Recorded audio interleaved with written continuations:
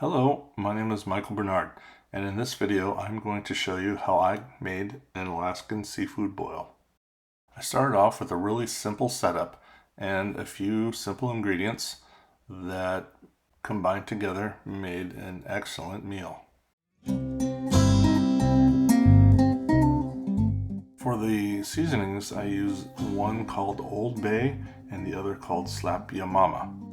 The main ingredients were potatoes, corn on the cob, and andouille sausages. I combined the spices in a large pot with about 3 gallons of water and brought it to a rolling boil. I first added the potatoes and the corn on the cob. These two ingredients were going to take the longest to cook, so they went in first. You might be wondering why I'm doing this outdoors.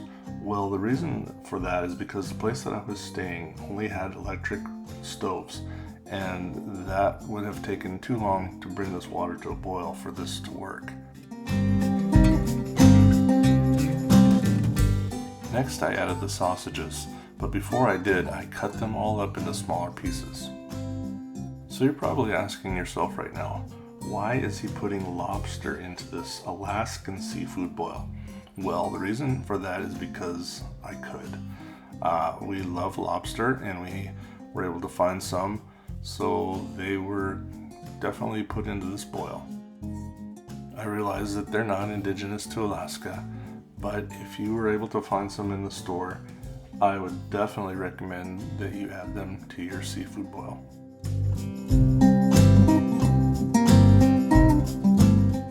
I wanted to make sure that the water came back up to a good boil before adding in the next ingredient, which were a couple of bags of raw shrimp.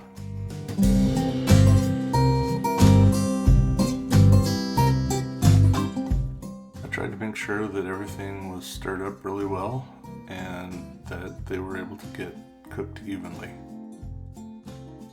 In boiling water, it doesn't take long for shrimp to cook, so that's why I put them into the boil last. It's too bad that you couldn't smell this through this video because the aroma was absolutely fantastic, and I couldn't wait to get everything out of the pot and onto the table. I'd originally intended to order some live Maine lobsters and have them flown in for this seafood boil.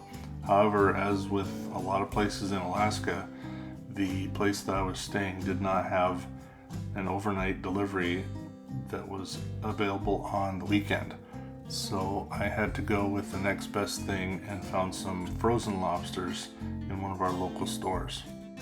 So as you can see, the lobsters themselves would have been a great meal, and we had purchased some crab legs, some king crab legs to add to our boil, but we figured it was just going to be so much food and instead decided to eat the crab legs separately in another meal.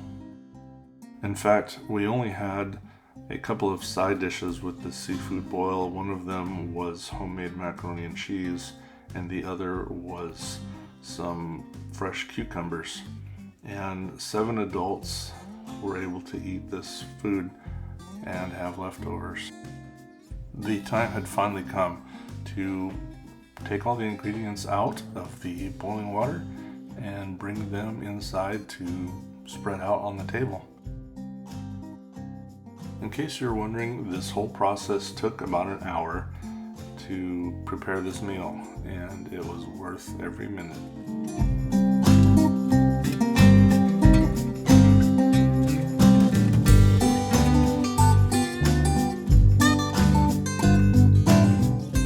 Well, here's the end result. We put parchment paper down on the table and a plastic bag, then dumped all the ingredients out with some melted butter, some lemon wedges, and there are the cucumbers. I hope you enjoyed this video and found it very helpful.